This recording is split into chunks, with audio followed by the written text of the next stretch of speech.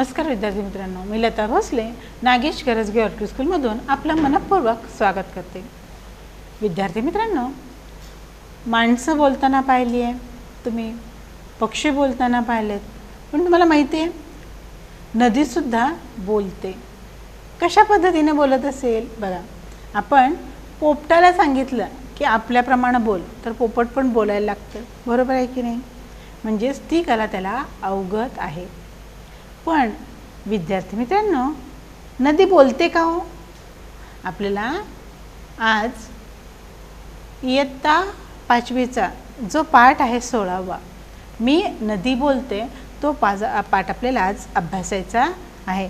सर्वांनी सुलभ भारतीचं 5वीचं जे पुस्तक आहे ते समोर ठेवायचं आहे आणि पान नंबर 27 सगळ्यांनी काढायचा आहे आणि मी ज्या ज्या वेळेस सांगेन त्या त्या वेळेस तुम्ही कठीण शब्दाखाली अधोरेखित करून घ्यायचं आहे। बघा, पाठ 16वा मी नदी बोलते। किती छान आहे की नाही संकल्पना, जेव्हा नदी आपल्याबरोबर बोलते। काय बोलते आहे बरं नदी? बघा, आज आपण तेच या पाठामधून अभ्यासणार आहोत। पहिलं चित्र दिसते तुम्हाला, काय दिसते पहिल्या चित्रामध्ये? नदी वाहत आहे।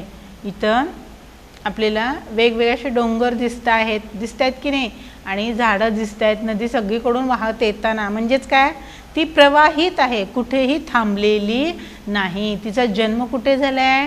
पर्वतावरून जन्म झालेला आहे तिचा, जे तिथून ती वाहत येताना आपल्याला दिसत आहेत। बघा, तर ही वाहत येत असताना एकटीच येते का, तर अनेक ओढे आहेत छोटे छोटे, ते तिला येऊन भेटताना आपल्याला दिसत आहेत। ती काय म्हणते आज आपण या पाठातून अभ्यासणार आहोत। मी आहे नदी, माझा जन्म पर्वतावर होतो, मला अनेक ओढे येऊन भेटतात, त्या ओढ्यांमुळे मी मोठी होत जाते, इतर नद्याही मला येऊन मिळतात। मग ही नदी आलेल्या प्रत्येक ओढ्याला किंवा नदीला ती काय करते, आपल्यामध्ये सामावून घेते आणि त्यांना पुढे घेऊन जाते। पहिलाच गुण किती महत्त्वाचा आहे बघा, तुमच्या लक्षात आला असेल। ती म्हणत नाही मी तुला का सामावून घेऊ, नदीला म्हणत नाही मी तुला का सामावून घेऊ, आपल्याबरोबर जी दुसरी नदी येईल तिलाही ती सामावून घेते आणि त्याचबरोबर ओढ्यांना सुद्धा ती सामावून घेते। नद्या मला येऊन मिळतात। नदी काय म्हणते, माझा जन्म पर्वतावर होतो, मी तिथून वाहत जी येते ती येत असताना मला अनेक ओढे येऊन भेटतात, छोटे छोटे ओढे येऊन भेटतात, मी त्यांनाही माझ्यामध्ये समाविष्ट करून घेते आणि ओढ्यामुळे मी मोठी होत जाते। बघा, म्हणजे मी त्यांना सामावून घेतल्यामुळे मी मोठी होत जाते आणि इतर नद्याही मला येऊन मिळतात। पहिल्याच चित्रामध्ये आपल्याला हे दिसतं की नाही बघा, ती पर्वतावरून वाहत आलेली आहे आणि छोटे छोटे ओढे पण तिला येऊन भेटत आहेत, नद्या पण येऊन भेटत आहेत आणि म्हणून तिचा प्रवाह कसा होतो, मोठा होत जाताना आपल्याला दिसतोय। याच्यानंतर दुसरं जर चित्र पाहिलं तर हे कशाचं आहे, धरणाचं चित्र आहे, बरोबर आहे की नाही? मग या नदीच्या पाण्यातून तिथं काय होतं, धरण बांधले जातात, माणूस धरणे बांधून मला अडवतात। बघा, तिचं पाणी म्हणजे या नदीचं पाणी अडवलं जातं, माणसं अडवतात की नाही, वेगवेगळे आपण धरणं पाहिलेली आहेत। हे नदीचं पाणी धरणावर आलं की तिथं पाणी अडवलं जातं, माणसे धरण बांधून मला म्हणजेच नदीला अडवतात म्हणजे तिथं थांबवलं जातं। माझ्या पाण्यावर वीज तयार करतात। बघा, म्हणजेच या नदीच्या पाण्यापासून वीज तयार केली जाते।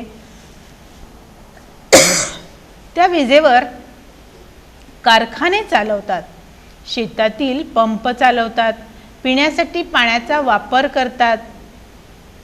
बघा, म्हणजे इतका उपयोग त्या नदीचा आपल्याला होत असतो। काय काय केलं जातं, माणसे धरण बांधून अडवतात, कोणाला, मला अडवतात असं नदी म्हणते। म्हणजेच काय करतात, माझ्या या पाण्यामुळे वीज तयार केली जाते, त्या विजेवर कारखाने चालवतात, शेतीतील पंप चालवतात आणि पिण्यासाठी पाण्याचा वापरही करतात। आपण मागील पाठामध्ये अभ्यासलो होतो, प्रत्येकजण नदीचा कसा वापर करतो, कोणी आंघोळीसाठी त्या पाण्याचा वापर करतं, कोणी धुण्या भांड्यासाठी करतं, कोणी शेतामध्ये ते पाणी नेलं जातं, जिथं अडवलं तिथं ते तिला पाणी घेऊन जातात नदीचं पाणी, तिथं शेतकरी त्या पाण्याचा योग्य तो वापर करतात आणि शेतातील पंपसुद्धा या नदीच्या पाण्यामुळेच चालले जातात, म्हणजे इतका फायदा होतो. आणि त्याचबरोबर विजेवर चालणारे कारखाने, जर नदीच नसती तर हे कारखाने आपण चालू शकलो असतो का? ते पाण्यामुळेच हे सगळं चालतं की नाही. म्हणजे नदी किती महत्त्वाची आहे हे आपल्याला लक्षात येईल. बघा हे पंप आहेत की नाही, हे कशामुळे चालतात? ते नदीच्या येणाऱ्या पाण्यामुळेच हे झाडांना, शेतीला सगळीकडे पाणी घातलं जातं. हे कशामुळं? तर नदीत अडवलेल्या या पाण्यामुळं. त्याच्यानंतर बघा इथं काय दिसतं आपल्याला? नदी कशी प्रवाहित आहे ते हे आपल्याला या ठिकाणी दिसतं. याच्यानंतर काय पाहणार आहोत आपण? तर मी उड्या मारते, धावते, उंच कड्यावरून वेगाने कोसळते. काय म्हणते ती? मी उड्या मारते म्हणजेच काय? वरून खाली येते, पर्वतावरून मी खाली येते. धावते म्हणजे मी कुठेही थांबत नाही. बघा विद्यार्थी मित्रांनो, जशी नदी थांबत नाही तसं आपणही थांबू नये. अनेक संकट येतात तिला सुद्धा, पण ती सगळी संकट पार करून ती तशीच पुढे धावते हे आपल्याला दिसतं. उंच कड्यावरून वेगाने मी कोसळते. आपण जर चित्रपट वगैरे पाहिला असाल तर त्या चित्रपटामधून वरून पाणी कसं येतं हे आपण पाहिलं असणार आहे नाही का? धबधब्यावरून, धबधब्याच्या रूपाने पर्वतावरून मी खाली येते. हे काही आहे की नाही? आता अशा प्रकारचे धबधबे आपल्याला कुठे पाहायला मिळतात? नदूरला आहे बघा, नरमादी धबधबा आहे की नाही. म्हणजेच तो धबधबा सुद्धा आपल्याला अनुभवता येतो. ते कसं वरून धबधबा पडतोय ते पाहण्यासाठी खूप लोक त्या ठिकाणी त्या स्थळाला भेट द्यायला जातात. काय म्हणते नदी? मी धबधब्याच्या रूपाने पर्वतावरून खाली येते. याच्यानंतर चौथ्या चित्रामध्ये बघा, आता या ठिकाणी संथ झालेली आहे नदी. पर्वत उतारावरून मी सपाट मैदानी भागात येते. आता माझा वेग कमी झालेला असतो. इथून येताना तिचा वेग कसा आहे? उंचावरून येते की नाही, त्यामुळे ती धावत येते. पण जेव्हा सपाट मैदानी भागात येते तेव्हा तिचा वेग कमी झालेला असतो. माझ्या दोन्ही किनाऱ्यावरील परिसर मी हिरवागार करते. म्हणजेच काय? मी त्या ठिकाणी जात असताना त्यांनाही पाणीपूस करते आणि त्यामुळं तिथली जी झाडं आहेत ती पण हिरवीगार, ताजी तवानी होतात. माझ्यामुळे शेतकरी शेतात भरपूर धान्य पिकवतात. आपण बघतो बघा, बरेच लोक शेती करत असताना नदीच्या काठी शेती करतात. का बरं? तर त्या नदीचं पाणी शेताला मिळावं, भरपूर धान्य तिथं पिकलं जावं या उद्देशाने शेतकरी काय करत असतो? नदीच्या कडेला शेती करत असतो. आपण अगदी अश्मयुगाच्या काळापासून जर पाहिलं तर त्या काळातील लोकसुद्धा काय करत होते? शेती करत असताना नदीच्या काठी आपलं घर बसलं जायचं त्यांचं, तिथं शेती केली जायची. का बरं? तर त्यांच्या गरजा भागवल्या जाव्यात यासाठी. मग मला एका गोष्टीची खंत आहे बघा, म्हणजे नदीला सुद्धा खंत म्हणजे वाईट वाटणं. खंत म्हणजे काय? वाईट वाटणं. मला पण एका गोष्टीची खंत आहे. मी सगळ्यांच्या उपयोगी पडते, तरीही माणसे माझ्या प्रवाहात सांडपाणी सोडतात, कचरा टाकतात, मला प्रदूषित करतात. तुम्ही पाहिलं विद्यार्थी मित्रांनो, आता यावर्षी नाही आहे पण दरवर्षी जर तुम्ही पाहिलं असेल, मागील आपला आढावा घ्यायचा असेल तर काय केलं जायचं? गणपती विसर्जनाच्या वेळेस त्या गणपतीला आणलेले हार असतील किंवा फळं असतील किंवा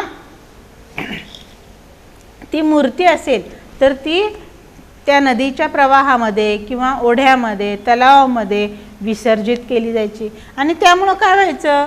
तर त्या नदीचं पाणी गढूळ व्हायचं आणि मग प्रदूषण मोठ्या प्रमाणावर वाढलं जायचं. मग नदीला या गोष्टीचं वाईट वाटायचं, अरे मी सगळं तुम्हाला देते पण तुम्ही काय करता? तुम्ही पाहिलं असेल तर बऱ्याच ठिकाणी कारखान्याला पाणी देण्याचं काम ही नदी करते. पण लोक इतके विचित्र झालेले आहेत की याच नदीमध्ये ते पुन्हा कारखान्याचं सांडपाणी सोडतात आणि त्याच्यामुळं काय होतं? ते चांगलं पाणीसुद्धा प्रदूषित होतं. मग तिथं ते पाणी पिण्याच्या लायकीचं राहत नाही, पिण्यायोग्य राहत नाही. आणि आपण बरेच जण तिथं गेलं तर काय करतो? आंघोळ तिथं करत असतो. सांगितलेलं आहे बघा की नदीच्या ठिकाणी तर आंघोळ करायची नाही आहे. मग त्याच्यामुळं काय होतं? पाणी प्रदूषित होण्याची शक्यता असते. तर हे आपल्याला काय करायचं आहे? टाळायचं आहे. यावर्षी नद्या खूप स्वच्छ आहेत आणि अगदी तुडुंब भरून वाहताना आपल्याला दिसत आहेत. का बरं? तर प्रदूषणाचं प्रमाण खूप कमी झालेलं आहे, कारण लोक बाहेरच पडेन येत नाही का, त्यामुळं कचरा टाकायचा सुद्धा प्रश्न येत नाही आणि नदी प्रदूषित व्हायची पण भीती आता राहिलेली नाही. तर आपल्याला फक्त आता एखादी गोष्ट, एखादा आजार आला आहे म्हणून आपण घाबरलो आहे असं नको आहे, तर आपल्याला काय करायचं आहे, कायम आपल्याला या नदीचं पाणी स्वच्छ ठेवता आलं पाहिजे. तिच्या या पाण्यामध्ये आपण कचरा टाकता कामा नये किंवा कारखान्याचं सांडपाणीसुद्धा नदीला आपण सोडता कामा नये. ती आपल्याला एवढं मदत करते की नाही, मग आपण पण तिची काळजी घेणं खूप गरजेचं आहे. बघा, माणसांच्या वस्त्या, छोटी गावे, शहरं यांच्या जवळून वाहताना मी जास्तीत जास्त प्रदूषित होते. आत्ता सांगितलं की आपण काय करत असतो, सगळ्या गोष्टी कुठं नदीत नेऊन टाकायचं, काही झालं नदीत नेऊन टाकायचं, मग त्यामुळं काय होतं, ती नदी प्रदूषित होते. जवळून वाहत जाताना मी जास्त प्रदूषित होते. कधी, या माणसांच्या वस्त्या जिथं आहेत तिथून जात असताना मी जास्त प्रदूषित होते असं ती म्हणते. तरीही मी पुढे पुढे जातच राहते, मी कुठेही थांबत नाही, थांबला तो संपला असेच मी सगळ्यांना सांगत असते. शेवटी मी सागराला जाऊन मिळते आणि नदी म्हणून माझा प्रवास थांबतो. बघा, नदीकडून कोणत्या गोष्टी घ्यायच्या, थांबला तो संपला. मी कधीच कुणासाठी सुद्धा थांबत नाही, मी अखंडित प्रवाहितच राहते, अखंडित मी चालतच राहते. तसं आपल्यासमोर अनेक दुःख येऊ दे, अनेक संकट येऊ देत, आपण काय केलं पाहिजे, त्याला मागे टाकून आपल्याला पुढे जाताच आलं पाहिजे. ह्या गोष्टी आपल्याला कुठून शिकण्यासारख्या आहेत, या नदीकडून शिकण्यासारख्या आहेत. मग या गोष्टी आपण नदीकडून शिकल्या पाहिजेत. काय म्हटलं नदीनं, थांबला तो संपला, मी कुठेही थांबत नाही, थांबला तो संपला असंच मी सगळ्यांना सांगत जाते. तुम्हीही थांबू नका. शेवटी मी जाऊन कुठे मिळते, सागराला जाऊन मिळते आणि नदी म्हणून माझा प्रवास थांबतो.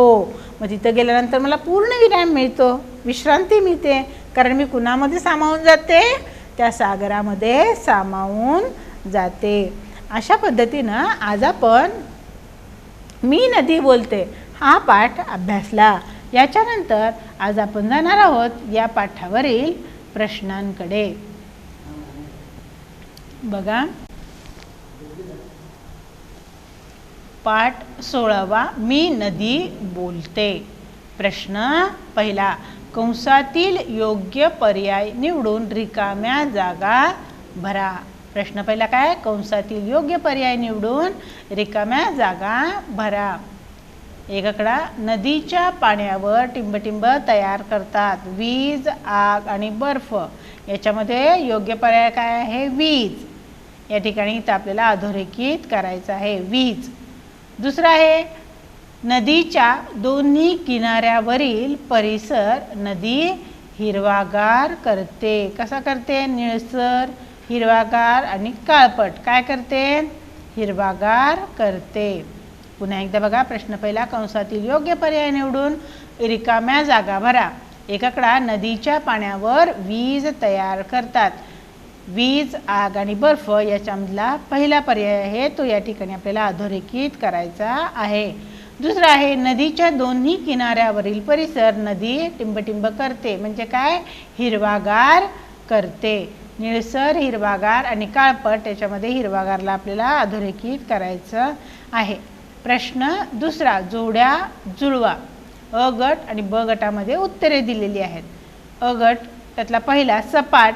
काय आहे, मैदानी प्रदेश.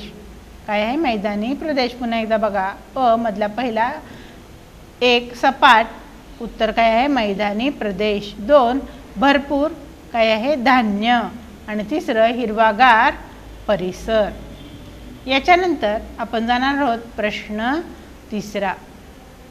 खालील प्रश्नांची एका वाक्यात उत्तरे लिहा. एक आकडा, नदीचा जन्म कोठे होतो. आता आपण पाहिलं की नाही, नदीचा जन्म कुठे होतो. उत्तर बघा, नदीचा जन्म पर्वतावर होतो. उत्तर काय आहे, नदीचा जन्म पर्वतावर होतो. दोन आकडा, नदी मोठी कशी होते. नदीला वाटेत अनेक ओढे व नद्या येऊन मिळतात, त्यामुळे नदी मोठी होत जाते. तर काय आहे, नदीला वाटेत अनेक ओढे व नद्या येऊन मिळतात, त्यामुळे नदी मोठी होत जाते. तिसरं, नदीचा वेग कधी कमी होतो? कधी कमी होतो? आपण अभ्यासले की नाही? पर्वत उतारावरून नदी जेव्हा सपाट मैदानी भागात येते तेव्हा तिचा वेग कमी होतो. काय प्रश्न? नदीचा वेग कधी कमी होतो? उत्तर काय आहे बघा. पर्वत उतारावरून नदी जेव्हा सपाट मैदानी भागात येते तेव्हा तिचा वेग कमी होतो. 4 आकडा. नदी आपल्याला कोणता संदेश देते? किती छान संदेश दिले की नाही नदीने आपल्याला? उत्तर बघा. न थांबता पुढे पुढे जात राहण्याचा. थांबला तो संपला असा संदेश नदी आपल्याला देते. आपणही काय करायचे? कुठेही थांबायचं नाही आणि अपयश आलं की त्याला डगमगून जायचं नाही. पुढेच पुढे चालत राहायचं. यश आपल्याला नक्कीच येतं आपल्या प्रयत्नांमुळे. नदी आपल्याला ते सांगते, थांबला तो संपला. कधीच कोणत्या गोष्टीसाठी थांबू नका. सतत सतत पुढे जाण्याचा प्रयत्न करा. पुन्हा एकदा आपण प्रश्न 3 अभ्यासणार आहोत. खालील प्रश्नांची एका वाक्यात उत्तरे लिहा. 1 आकडा. नदीचा जन्म कोठे होतो? उत्तर आहे नदीचा जन्म पर्वतावर होतो. प्रश्न 2. नदी मोठी कशी होते? नदीला वाटेत अनेक ओढे व नद्या येऊन मिळतात त्यामुळे नदी मोठी होत जाते. 3. नदीचा वेग कधी कमी होतो? उत्तर बघा. पर्वत उतारावरून नदी जेव्हा सपाट मैदानी भागात येते तेव्हा तिचा वेग कमी होतो. 4. नदी आपल्याला कोणता संदेश देते? उत्तर. नदी न थांबता पुढे पुढे जात राहण्याचा. थांबला तो संपला असा संदेश नदी आपल्याला देते. याच्यानंतर प्रश्न 4. समानार्थी शब्द लिहा. प्रश्न 4 काय? समानार्थी शब्द लिहा. 1 आकडा. शेती. शेतीला काय म्हटलं जातं? कृषी. काय म्हटलं जातं? कृषी. 2. प्रवास म्हणजे सफर. प्रवासाला दुसरा पर्यायी शब्द काय आहे? सफर. प्रश्न 5. विरुद्धार्थी शब्द लिहा. विरुद्धार्थी शब्द लिहा. 1 आकडा. जन्म. त्याच्या विरुद्ध काय आहे? मृत्यू. जन्माच्या विरुद्ध काय आहे? मृत्यू. 2. उपयोगी. त्याच्या विरुद्ध निरुपयोगी. बघा, एखादी वस्तू आपल्याला खूप गरजेची असते, आपण तिचा वापर करतो, पण जेव्हा तिचं काहीतरी नुकसान होतं, खुर्ची आपल्याला खूप उपयोगाची आहे बसण्यासाठी, पण तिचा जर पाय तुटला तर आपण काय होतं? तिला टाकून देतो, म्हणजे ती काय होते? निरुपयोगी होते. त्याच्या विरुद्ध काय आहे? उपयोगीच्या विरुद्ध निरुपयोगी. प्रश्न 6. वचन बदला. वस्ती, वस्त्या. 1 वस्ती, अनेक वस्त्या. 2. ओढा. अनेक वचन काय? ओढे. बघा, पुन्हा एकदा प्रश्न 4 आपण अभ्यासणार आहोत. समानार्थी शब्द लिहा. 1 आकडा. शेती. काय आहे समानार्थी शब्द? कृषी. 2. प्रवास. समानार्थी शब्द आहे सफर. प्रश्न 5. विरुद्धार्थी शब्द लिहा. 1 आकडा. जन्म. त्याच्या विरुद्ध आहे मृत्यू. 2. उपयोगी. त्याच्या विरुद्ध आहे निरुपयोगी. आणि प्रश्न 6. वचन बदला. त्यातलं पहिलं आहे वस्ती, त्याचं अनेक वचन आहे वस्त्या. 2. ओढा. अनेक वचन आहे ओढे. म्हणजे काय? 1 ओढा आणि 2, 3, 4 असतील तर ते काय होतं? अनेक ओढे होतात. 1 वस्ती असेल आणि त्याच्यापेक्षा जास्त असतील तर त्या अनेक वस्त्या होतात. इथं आपल्याला 1 वचन दिलेलं आहे आणि अनेक वचन करायला सांगितलेलं आहे. याच्यानंतर प्रश्न 7. खालील प्रश्नांची 5 वाक्यात उत्तरे लिहा. 1 आकडा दिलाय बघा. नदीच्या पाण्याचा उपयोग लोक कशासाठी करतात? कशासाठी करतात? चला पाहूया. उत्तर. माणसे नदीवर धरणे बांधून तिचे पाणी अडवतात. 2. नदीच्या पाण्यावर वीज तयार करतात. 3. नदीच्या पाण्यावर तयार केलेल्या विजेवर कारखाने चालतात. 4. शेतकरी शेतातील पंप चालवतात या नदीमुळे. आणि 5. लोक पिण्यासाठीही नदीच्या पाण्याचा वापर करतात. इतक्या गरजा ती नदी आपल्या भागवते आणि लोक या नदीच्या पाण्याचा उपयोग करून घेतात. पुन्हा एकदा उत्तर बघूया. नदीच्या पाण्याचा उपयोग लोक कशासाठी करतात? उत्तर बघा. 1 आकडा, माणसे नदीवर धरणे बांधून तिचे पाणी अडवतात. 2 नदीच्या पाण्यावर वीज तयार करतात. 3 नदीच्या पाण्यावर तयार केलेल्या विजेवर कारखाने चालवतात. 4 शेतकरी शेतातील पंप चालवतात. 5 लोक पिण्यासाठी नदीच्या पाण्याचा वापर करतात. दुसरा प्रश्न, नदीचे प्रदूषण कमी करण्यासाठी कोणत्या उपाययोजना करता येतील ते लिहा. प्रश्न दुसरा, नदीचे प्रदूषण कमी करण्यासाठी कोणत्या उपाययोजना करता येतील ते लिहा. उत्तर बघा. 1 आकडा, नदीच्या पाण्यात कपडे, भांडी, गुरे न धुणे. काय करायचे आपल्याला? हे लोकांपर्यंत पोचवायचे संदेश आपल्याला. त्या ठिकाणी सांगायचे लोकांना, तिथे कपडे धुवू नका, भांडी धुवू नका, गुरेढोरे धुवू नका. त्याच्यामुळं काय होईल तर ते पाणी प्रदूषित होऊ शकतं. दुसरा आकडा, नदी काठावर शौचाला न बसणे. बरेच जण खेडेगावामध्ये आपल्याला हे उदाहरण जास्त पाहायला मिळतं बघा, की नदीच्या साईडलाच लोक शौचाला बसतात. मग ती घाण त्या पाण्यामध्ये जाते आणि मग ते पाणी आपण पिले की आपण आजारी पडण्याची शक्यता असते. म्हणून कधीही नदीकाठावर शौचाला बसू नये, ही काळजी घेणं खूप गरजेचं आहे. तिसरं, नदीच्या पाण्यात सांडपाणी, कचरा न टाकणे, म्हणजेच टाकू नये. काय होतं, जर तिथं आपण सांडपाणी टाकलं तर ते पाणी प्रदूषित होतं.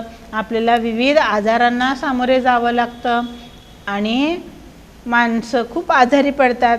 आणि कचरा टाकल्यामुळं प्रदूषणाचं प्रमाण वाढतं. मग कचरा कुठे टाकायचा आहे? कचरा हा कचरा पेटीतच टाकला पाहिजे. सांगितले की नाही, ओला कचरा, सुका कचरा कसा कुठे टाकायचं सांगितलेलं आहे. घंटागाडी येते तर त्या घंटागाडीमध्ये आपल्याला कचरा टाकता आलाच पाहिजे. पाण्यात कचरा आपण नेऊन टाकायचा नाही आणि पाणी प्रदूषित करायचं नाही, ही काळजी आपण घेणं खूप गरजेचं आहे. 4 कारखान्यातील घाण पाणी नदीत सोडू नये. बघा काय होतं, कारखान्यातील घाण पाणी नदीत सोडलं आणि हे आपण नदीतलं पाणी पिण्यासाठी घेऊन जातो. त्याच्यामुळं ते पाणी घरी घेऊन पिलं की आपण आजारी पडण्याची शक्यता असते. मग हे पाणी घाण होऊ नये म्हणून काय केलं पाहिजे, कारखान्यातल्या ज्या घाण पाण्याची व्यवस्था आहे ते शहरापासून दूर एका ठिकाणी ते पाणी सांडता आलं पाहिजे किंवा त्याचा योग्य तो वापर आपल्याला करता आला पाहिजे. पण हे पाणी नदीत सोडू नये. त्यामुळं काय होईल, नदीचं पाणी प्रदूषित होण्याची शक्यता असते. ही काळजी आपण घेणं गरजेचं आहे. पुन्हा एकदा पाहणार आहोत आपण. प्रश्न 7वा, खालील प्रश्नांची 5 वाक्यात उत्तरे लिहा. 1 आकडा, नदीच्या पाण्याचा उपयोग लोक कशासाठी करतात. उत्तर बघा. 1 माणसे नदीवर धरणे बांधून तिचे पाणी अडवतात. 2 नदीच्या पाण्यावर वीज तयार करतात. 3 नदीच्या पाण्यावर तयार केलेल्या विजेवर कारखाने चालतात. जर हे पाणीच नसतं तर कारखाने चालू शकले असते का? नाही की नाही. मग म्हणून आपण काय केलं पाहिजे, या कारखान्यातील पाण्याचा सुद्धा योग्य ती विल्हेवाट आपल्याला लावता आलीच पाहिजे. 4 शेतकरी शेतातील पंप चालवतात. कशामुळे? तर या नदीच्या पाण्यामुळे हे सगळं शक्य आहे. 5 लोक पिण्यासाठी नदीच्या पाण्याचा वापर करतात. विद्यार्थी मित्रांनो, नदीचं पाणी जरी आपण वापरत असलो तर घरी आल्यानंतर त्या पाण्यामध्ये आपल्याला तुरटी फिरवायची आहे किंवा ते पाणी आपण गाळून घेतलं पाहिजे. कारण काय होतं बघा, त्या पाण्यामध्ये घाण असण्याची शक्यता असते आणि आपण तसंच पाणी पिलं तर आपण आजारी पडण्याची शक्यता असते. त्यामुळं किंवा ते पाणी उकळून घेणं हे सगळ्यात चांगलं. म्हणजे काय होईल, आपण आजारी पडणार नाही. ही काळजी आपल्याला घेता आली पाहिजे. आता शहरामध्ये असं शक्य होत नाही, पण खेडेगावामध्ये काय करतात लोक, नदीचं पाणी आणूनच ते डायरेक्ट पिलं जातं. त्याला काय फिल्टर वगैरे केलेलं नसतं किंवा ते गाळून घेतलेलं नसतं. त्यामुळं आजारी पडण्याचं प्रमाण हे जास्त असतं. आपल्याला ही काळजी घ्यायची आहे. कोणती काळजी घ्यायची आहे, तर जेव्हा आपण नदीचं पाणी आणतो तेव्हा ते गाळून घेतलं पाहिजे किंवा ते गरम करून थंड केलं पाहिजे. म्हणजे काय होईल, नदीचं पाणी स्वच्छ होईल किंवा त्याच्यामध्ये तुरटी फिरवायचे, मग खाली ती घाण राहील आणि वर स्वच्छ पाणी आपल्याला मिळू शकतं. म्हणजे ही काळजी आपण घेणं गरजेचं आहे. याच्यानंतर प्रश्न दुसरा, नदीचे प्रदूषण कमी करण्यासाठी कोणत्या उपाययोजना करता येतील ते लिहा. कोणत्या उपाययोजना करायचे आहेत सांगा बरं. कोणत्या उपाययोजना करायच्या आहेत तुम्हाला माहिती आहे. मग अशी मी सांगितलं होतं की पाणी प्रदूषित होऊ नये म्हणून आपण काय कराल, नदीच्या पाण्यात कपडे, भांडी, गुरे न धुणे. बघा, गुरेढोरं तिथं धुतली जातात, म्हणजे काय, जनावरांना तिथं आंघोळ घातली जाते. त्यामुळं जनावर काय कुठेही बसून आलेले असतात, त्यांच्या अंगाला घाण लागलेली असते आणि तेच जर नदीमध्ये धुतलं तर ते सगळं त्या नदीमध्ये वाहत जातं आणि आपण जर तेच पाणी पिलं तर आपण आजारी पडू शकतो. भांडे म्हणजे हे सगळं पाणी प्रदूषित होण्याचं महत्त्वाचं कारण आहे. आपण काय केलं पाहिजे, नदीच्या पाण्यात कपडे, भांडी, गुरे आपण धुवू नये. दुसरं, नदीकाठावर शौचाला न बसणे. मी आधीच सांगितलं नदीकाठावर आपल्याला शौचाला बसायचं नाही. मग पाऊस आला, नदीचा प्रवाह वाढला किंवा नदीमध्ये पाणी जास्त झालं तर ती घाण सगळी, विष्ठा सगळी काय होते, या पाण्यामध्ये मिसळली जाते आणि आपण तेच पाणी पिलं की आपण आजारी पडण्याची शक्यता असते. म्हणून नदीकाठावर कधीही शौचाला बसू नये. याच्यानंतर जो तिसरा सांगितला गेला उत्तर, नदीच्या पाण्यात सांडपाणी, कचरा टाकू नये, न टाकणे म्हटलेलं आहे. काय होतं मग, या नदीच्या पाण्यामध्ये आपण घाण टाकली तर नदीचं पाणी प्रदूषित होतं. कचरा टाकल्यामुळं ती नदी घाण होते. एवढं सगळं नदी आपल्याला देते आणि आपण काय करत असतो, त्याच्यामध्ये घाण टाकत असतो, सांडपाणी तिथं सोडत असतो, कारखान्याचं पाणी आपण सोडत असतो. तर हे पाणी आपण सोडू नये. चौथं काय सांगितलंय बघा, कारखान्यातील घाण पाणी नदीत न सोडणे. आपण नदीत सोडू नये हे पाणी. नदीत सोडल्यामुळे काय होतं, त्या कारखान्यातलं जे केमिकल आहे, घाण, ती सगळी कुठं जाते, त्या नदीच्या पाण्यात जाते आणि ते तसंच पाणी आपल्याला मिळतं. आपण तसंच ते पाणी पितो. त्यामुळे आपण आपलं आरोग्य स्वतःहूनच धोक्यात घेऊ शकतो. म्हणजेच संकटाला आपणच सामोरे जातो नाही का. संकटाला आपण बोलवतो, मग हे बोलवायचं नसेल तर काय केलं पाहिजे, कारखान्यातील घाण पाणी नदीत सोडू नये. ही काळजी आपल्याला घेता आली पाहिजे आणि नदीचं प्रदूषण आपल्याला कमी करता आलंच पाहिजे. अशा पद्धतीने आपण नदीचं प्रदूषण कमी करण्यासाठी या उपाययोजना करू शकतो. बघा विद्यार्थी मित्रांनो, अशा पद्धतीनं आज आपण मी नदी बोलते याच्यामध्ये नदीनं सांगितलं आपल्याला की मी तुमच्या कोणकोणत्या कामासाठी येते. मी तुम्हाला आंघोळीसाठी, धुण्यासाठी, पिण्यासाठी मी तुम्हाला उपयोगी पडते. पण लोक माझा वापर कशा पद्धतीनं करतात, माझ्या या नदीमध्ये घाण पाणी सोडतात, तिथेच भांडे धुतात, तिथेच गुरेढोरे धुतात आणि काय होतं, माझं पाणी प्रदूषित होतं आणि मी पूर्ण खराब होऊन जाते. मग बघा, एवढं नदी आपल्याला देते, कारखान्याला पाणी देते, पिण्यासाठी पाणी देते, आपल्या सगळ्या सुविधा ही नदी आपल्याला पोहोचवते. मग आपण काय केलं पाहिजे, या नदीमध्ये हे घाण टाकणं कमी केलं पाहिजे. सांडपाणी आपण टाकू नये, कचरा टाकू नये. ही काळजी घेणं कुणाचं काम आहे, आपलं काम आहे. ही नदी जेव्हा बोलली तेव्हा आपल्याला सगळं कळलं नाही का. मग आपण काय केलं पाहिजे, या नदीची काळजी घेणं खूप गरजेचं आहे. अशा पद्धतीनं आज आपण या पाठाचे प्रश्नोत्तर म्हणजे स्वाध्याय आपण अभ्यासलेला आहे. मला आशा आहे की नक्कीच तुम्हाला हा पाठ आवडलेला असणार आहे. मग कोणती काळजी घेणार विद्यार्थी मित्रांनो, या नदीच्या पाण्याचा आपल्याला योग्य वापर करता आला पाहिजे. तिथे घाणपाणी सोडू नये, नदीमध्ये कचरा टाकू नये किंवा तिथं नदीच्या काठावर आपण शौचालासुद्धा बसू नये. म्हणजेच नदी कशी असली पाहिजे, एकदम प्रवाहित राहिली पाहिजे. नदीने काय सांगितलं, थांबला तो संपला. मी कुणी मला काही म्हणू दे, मला किती त्रास होऊ देत, तरी मी प्रवाहित राहते. तसं आपल्यालाही अनेक संकट येणार आहेत, आपण अनेक संकटाला सामोरे जाणार आहोत आणि तसेच पुढे पुढे जात राहणार आहोत. हा संदेश आपल्याला या पाठामधून मिळतो. मग आपण काय करणार आहोत, नदीची काळजी घेणार आहोत आणि आपलं ते कर्तव्य आहे. नदीमध्ये घाण टाकू नये, कचरा टाकू नये आणि ते कारखान्याचं सांडपाणीसुद्धा आपण तिथं सोडायचं नाही, ही काळजी आपल्याला घ्यायची. अशा पद्धतीनं आज आपण मी नदी बोलते हा पाठ अभ्यासला. मला आशा आहे की नक्कीच तुम्हाला हा पाठ आवडलेला असणार आहे. विद्यार्थी मित्रांनो, या पाठाचं तुम्हाला वाचन करायचं आहे आणि तुम्हाला असं काही दिसलं तर नदीमध्ये कोणी घाण टाकत असताना तर तुम्ही लगेच त्यांना सांगणार आहात. म्हणजे फक्त हा संदेश सांगितला आणि सोडण्यासारखा नाही आहे, तर आपल्याला त्याची अंमलबजावणीसुद्धा करता आली पाहिजे आणि आपण जागरूक राहणं खूप गरजेचं आहे. आता नद्या तर तुम्ही पाहत असाल तर सगळीकडे कसं स्वच्छता असलेल्या नदीच्या कडेला सुद्धा आपल्याला दिसून येते, पण फक्त त्या 7 महिन्याच्या काळामध्येच नको आहे, तर कायमस्वरूपी आपल्याला नदी ही स्वच्छच दिसली पाहिजे. अशा पद्धतीनं आज आपण मी नदी बोलते हा 16वा पाठ अभ्यासला. मला आशा आहे की नक्कीच तुम्हाला हा पाठ आवडेल आणि या पाठाचं पुन्हा एकदा तुम्ही वाचन करणार आहात. धन्यवाद विद्यार्थी मित्रांनो.